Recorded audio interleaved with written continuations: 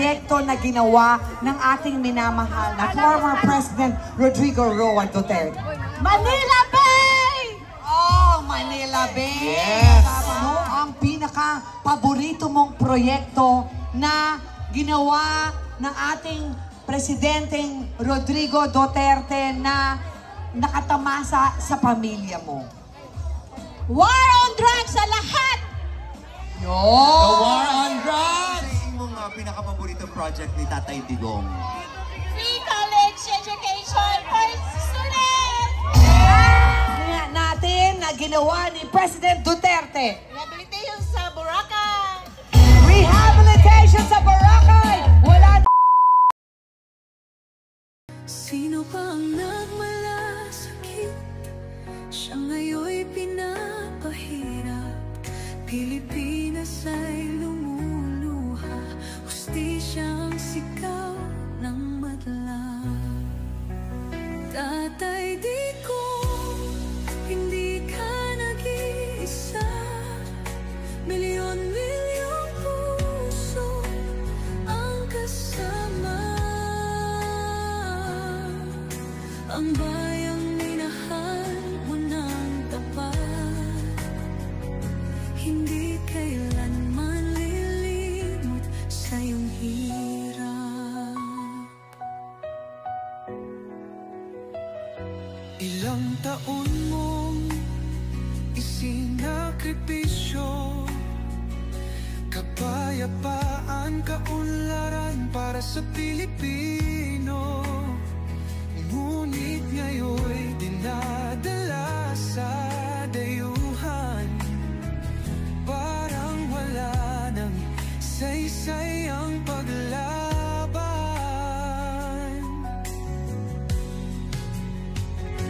Sino pa ang nagmalasakit? Siya ngayon'y pinapahirap. Ngunit hindi ka naming bibitawan. Katarungan ng aming ipaglalaban. Tatay Digong, hindi ka nag-iisa. Palam niya, parang ilang pung taon ang nangyari. Totoo kalipas, yun. no? Truly, he is a president that when he starts a project, he finishes He the works. project. Ayan. He works really well. Oo. Okay. Proyekto na ginawa ng ating minamahal na former President Rodrigo Roa Duterte. Manila Bay! Oh, Manila Bay! Yes! Tama. Oo. Ayun. Sino sa inyo ang nakatamasa ng 4-piece? 4-piece, raise your hand. Yung mga nakatanggap ng 4-piece. Ha? Ayan, yung mga nakatanggap ng 4-piece. Oh. Sino sa inyo ang nakakuha ng libreng college education? Dahil sa ating minamahal na Presidente Rodrigo Roa Duterte. Sino nakatanggap ng 4-piece? Ha? Sigawan. Ayan. Sino nagmamahal sa ating Presidente Rodrigo Roa Duterte? Duterte! Duterte! Duterte! Duterte! Duterte! Lahat na yan, let's go! Bring Duterte home! Bring Duterte home!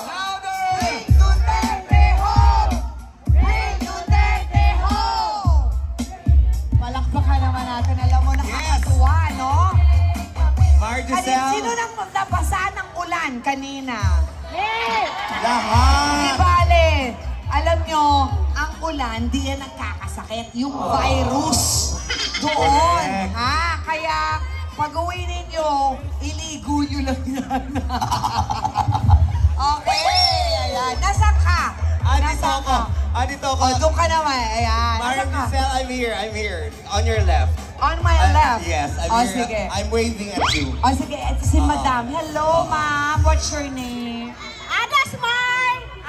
Ano? Ada Smart!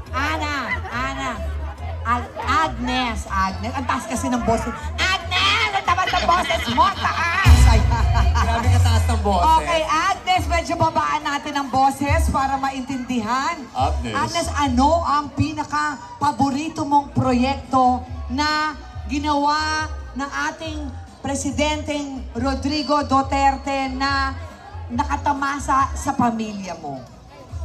War on drugs sa lahat! The war on drugs!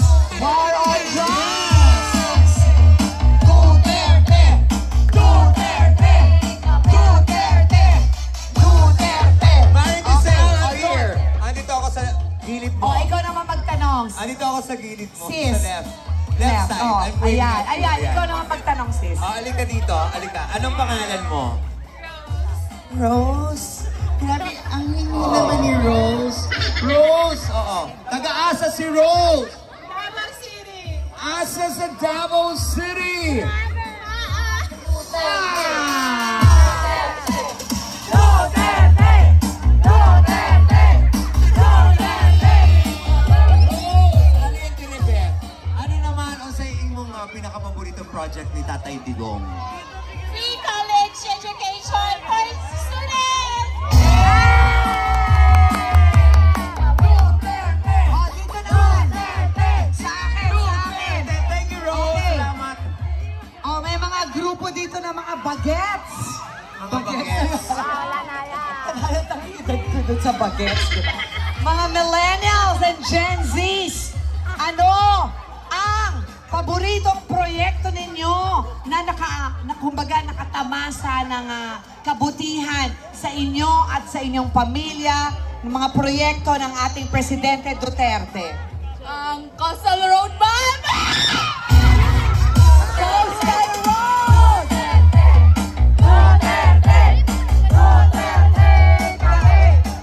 Naka-focus pala sa kilikili ko.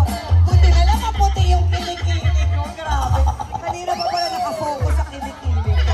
Diba? Ayan. Mabango naman, diba? Everybody! Duterte!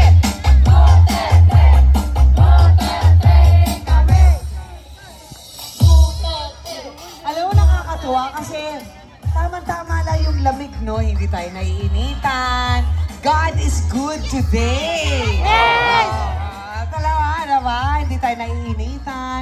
Lahat tayo. Oh, sino pa? Sino pang meron? Ayan, merong ano, may ano.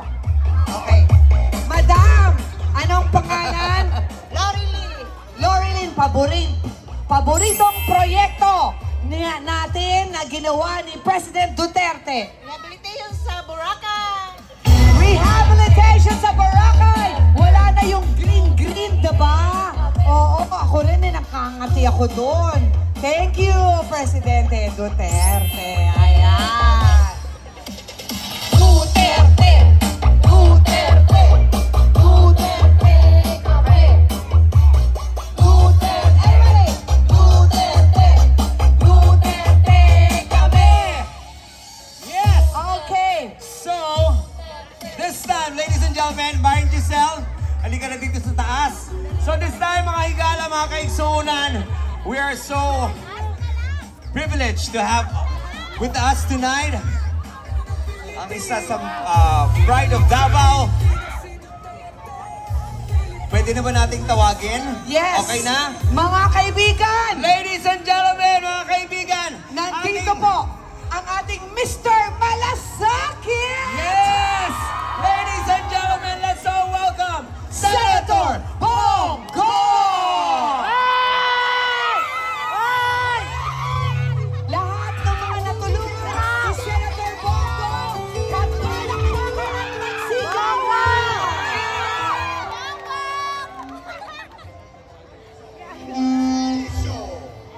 Mayong gabi sa inyong tanan.